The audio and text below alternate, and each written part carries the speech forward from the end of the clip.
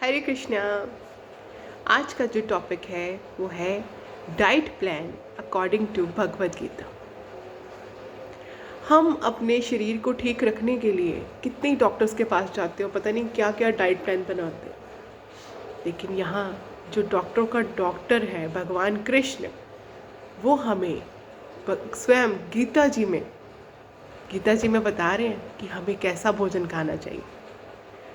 भगवान जो है भगवद गीता के चैप्टर नंबर 17 17 में श्लोक नंबर 7वां 7th 8th 9 और 10 में बहुत अच्छा एक्सप्लेन किया हुआ है।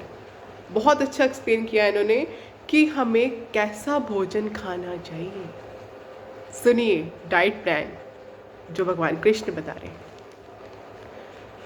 प्रत्येक व्यक्ति जो भोजन पसंद करता है वह भी प्रकृति के तीनों गुणों के अनुसार 3 प्रकार का होता है। देखिए, जो प्रकृति के गुण हैं, जो जन्म लेता है वो प्रकृति के नियमों में, प्रकृति के गुणों में आ जाता है। प्रकृति के गुण कौन से हैं? सतोगुण, रजोगुण और तमोगुण। और श्लोक नंबर 8वां, इसमें जो भोजन सात्विक व्यक्तियों को प्रिय होता है, भगवान यहाँ पे सात्विक व्यक्तियों की बात कर रहे हैं। सात्विक व्यक्ति कौन होता है? जो संतुष्ट होता है। संतुष्ट क्यों होता है? क्योंकि उसने अपने हर डिसीजन भगवान पे अर्पण किए होते हैं। अगर उसके साथ कुछ अच्छा होता है तो भी उसने भगवान को अर्पण कर रहे हैं कि ये भगवान ही कर रहे हैं। अगर कुछ बुरा होता है तो उसमें भी वो भगवान को थैंक्स करता है कि पता नहीं इससे और बुरा क्या हो सकता था जो भगवान ने मेरे लिए ये कर दिया। ठीक है, तो संतुष्ट आत्मा जिसे बोलते हैं, संतुष्ट आत्मा जो सतोगुण में होते हैं, तो उनको कैसा भोजन पसंद होता है? जो भोजन सात्विक व्यक्तियों को प्रिय होता है वो आयु बढ़ाने वाला होता है, जीवन को शुद्ध करने वाला तथा बल, स्वस्थ, सुख तथा तृप्ति प्रदान करने वाला होता है। ऐसा भोजन रसमय, स्निग्ध, स्वस्थप्रद तथा हृदय को भाने वाला होता है। ऐसा भोजन, इसमें क्या आ गया? शाकाहारी, जो शाकाहारी करते हैं, जिसमें फल आ गए, सब्जियां आ गई, जो हमें डायरेक्ट प्रकृति से मिल रही हैं। वो प्रकृति भी तो हमारी माँ है ना। तो वो भोजन, वो सात्विक जो है लोगों को पसंद होता है, जो सात्विक व्यक्ति होते हैं। ठीक है, तो वो हर अपना जो भोजन है वो भगवान को अर्पण करके खाते हैं। श्लोक नंबर 9 अत्यंत तीखे, खट्टे, नमकीन, गरम, चटपटे, शुष्क तथा जलन उत्पन्न करने वाले भोजन रजोगुणी व्यक्तियों को प्रिय होते। ऐसे भोजन दुख, शोक तथा रोग उत्पन्न करने वाले होते हैं।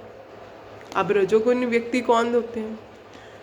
जो रजोगुणी व्यक्ति होता है ना, उसकी इच्छाएं बहुत होती, वो मनी माइंडेड होते हैं और वो हमेशा यही सोचते हैं, आज अगर मैंने इतना पैसा कमा लिया, आने वाले दिनों में मैं और क्या करूं जिससे मुझे और धन मिल जाए।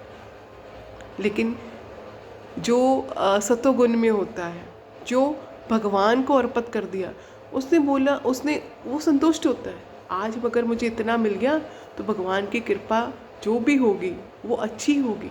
वो अपने कर्मों पे विश्वास करता है, आज हम कर्म करेंगे तो भगवान हमें आने वाले दिनों में हमारे साथ अच्छा ही करेगा। वो अपने हर प्लान को भगवान पे छोड़ देता है।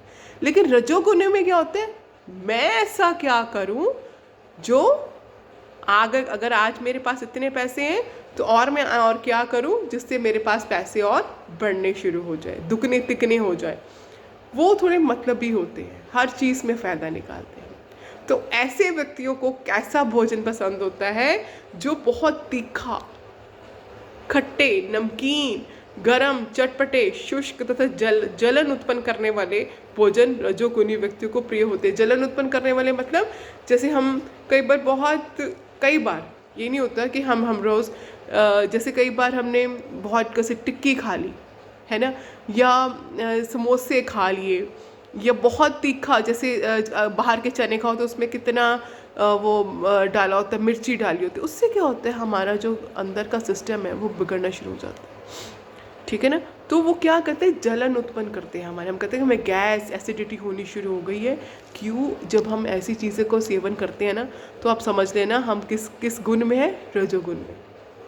ठीक है, और आगे है श्लोक नंबर 10वां, उसमें भगवान कृष्ण बता रहे हैं कि खाने से 3 घंटे पूर्व पकाया गया, खाने से 3 घंटे पूर्व पकाया गया स्वादहीन, वियोजित एवं सड़ा, जूठा तथा अस्पर्श वस्तुओं से युक्त भोजन उन लोगों को प्रिय होता है जो तामसिक होते हैं।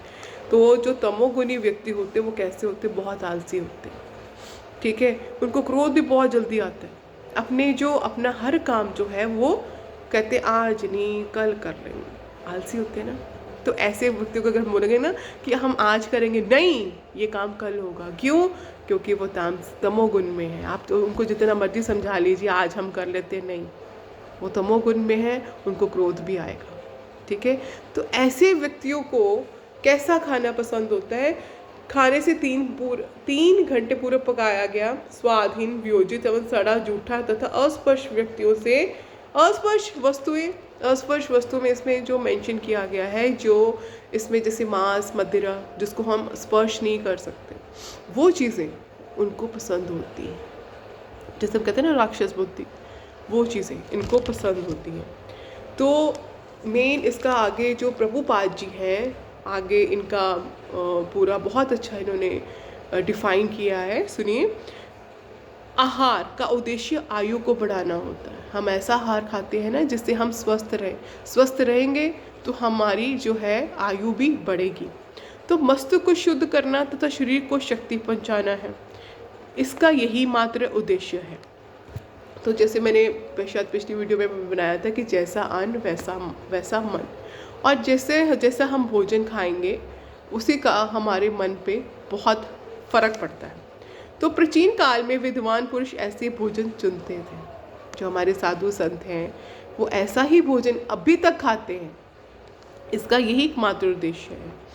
तो जो स्वस्थ तथा आयु को बढ़ाने वाला हो, या दूध के व्यंजन, चीनी, चावल, गेहूं तथा तरकारियाँ, मतलब आयु को बढ़ाने वाले कौन कौन से होते हैं, दूध से बने कुछ भी व्यंजन, जैसे पनीर हो गया, दही हो गया, ठीक है, ये अगर हम खाएंगे तो हम स्वस्थ रहेंगे। चीनी, चावल, गेहूँ, वही जो हमें सीधा डायरेक्ट प्रकृति दे रही है, अगर वो चीज़ें हम खाएंगे तो हम हेल्दी रहेंगे, स्वस्थ रहेंगे। तो ये ऐसे भोजन किसको पसंद है, ये भोजन सत्वगुणी व्यक्तियों को अत्यंत प्रिय होते हैं। ठीक है, और अन्य कुछ पदार्थ जैसे भुना, मक्का, गुड़ स्वयं रुचिकर ना होते हुए भी दूध या अन्य पदार्थों के साथ मिलने पर स्वादिष्ट हो जाते हैं, तब ये सात्विक हो जाते हैं। हमारा कई बार गला खराब होता है तो हम कितनी दवाइयाँ खा लेते हैं, लेकिन अगर हम जो गुड़ है वो गर्म करके खाएं तो उससे क्या होता है, हमारा जो गला है ठीक होना शुरू हो जाता है। ठीक है ना, तो ये हमारे शास्त्र बता रहे हैं, ये सारे भोजन स्वभाव से शुद्ध है। ये मांस तथा मदिरा जैसे अस्पर्श पदार्थों से सर्वदा भिन्न है। 8वें श्लोक में जिन चिकने पदार्थों का उल्लेख है उसका पशुवध से प्राप्त चर्बी से कोई नाता नहीं होता। ये पशु चर्बी दुग्ध के रूप में उपलब्ध है, जो समस्त भोजनों में परम चमत्कारी है। दुग्ध, मक्खन, पनीर तथा अन्य पदार्थों से जो पशु चर्बी मिलती है उसे निर्दोष पशुओं के मारे जाने का प्रश्न नहीं उठता। ये केवल पाश्विक मनोवृत्ति है जिसके कारण पशुवध चला आ रहा है। आवश्यक चर्बी प्राप्त करने की संस्कृति विधि दूध से है। कहने का अभिप्राय ये है कि आजकल हम डॉक्टर्स के पास जाते हैं ना, तो डॉक्टर कहते हैं जी जो एनिमल फूड्स है ना वो बंद कर दो, नहीं खाने। लेकिन यहाँ पे तो साफ लिखा हुआ है कि जो भोजन, दूध, मक्खन, जो ये चीज़ें हैं वो हमारे शरीर को क्या करती हैं, हिष्ट पुष्ट करती हैं, स्वस्थ रखती हैं। ठीक है, पर एक जो जीव है, एक पशु है, उसको मार कर खाना वो गलत है। तो वो किस में आ जाती है, रजोगुणों में आ जाती है, तमोगुण में आती है, क्योंकि वो राक्षस बुद्धि होती है, जो राक्षस ऐसे जो है वो खाना खाते हैं। लेकिन अब जैसे बताया गया कि खाने के 3 घंटे पूर्व बनाया गया खाना वो अच्छा नहीं होता, लेकिन इसमें बता रहे हैं एक इसका भी उल्लेख है कि प्रसादम को एक विशेष विधि से बनाया जाए। कोई भी भोजन जो शास्त्रीय ढंग से तैयार किया जाता है और भगवान को अर्पित किया जाता है और ग्रहण किया जा सकता है, भले ही वे कितने ही घंटे पूर्व क्यों ना तैयार हुआ हो, क्योंकि ऐसा भोजन दिव्य होता है। अतएव भोजन को रोगानुरोधक, खाद्य तथा सभी मनुष्य के लिए रुचिकर बनाने के लिए सर्वप्रथम भगवान को अर्पित करना चाहिए। वो कह रहे हैं कि अगर हम भगवान को अर्पित कर देते हैं जो भोजन, तो वो क्या बन जाता है? प्रसाद। मैंने आगे भी अपनी वीडियोस पे काफ़ी बार बताया है कि हमें हर चीज़ को भगवान को अर्पित करके ही खाना चाहिए, ठीक है। तो वो चाहे 3 घंटे पूर्व बनाया गया हो या सुबह बनाया गया हो, उसमें क्या होता है, जो भगवान वो कृपा की दृष्टि देते हैं, कृपा की दृष्टि, तो वो जब भी खाओ वो आपको ऐसा लगेगा कि उस प्रसाद में भी भगवान की कृपा का अनुभव जो होगा वो आपको खुद होगा, ठीक है ना। अगर हम कुछ नेगेटिव हैं या हमारे माइंड में कुछ ऐसा आ रहा है, तो उससे क्या होता है, प्रसाद खाने से हम पॉजिटिव हो जाते हैं। तो इसीलिए हर व्यक्ति का अलग अलग जो है वो है, जैसे रजोगुण, सतोगुण, तमोगुण को कैसा कैसा भोजन पसंद है, वो भगवान कृष्ण ने गीता जी में क्लियर किया है। अगर हम उसी रूल के अनुसार चलेंगे तो हम स्वस्थ रहेंगे। स्वस्थ हम कैसे रहेंगे? जब हम भोग खाएंगे। आज के लिए इतना ही। हरे कृष्णा।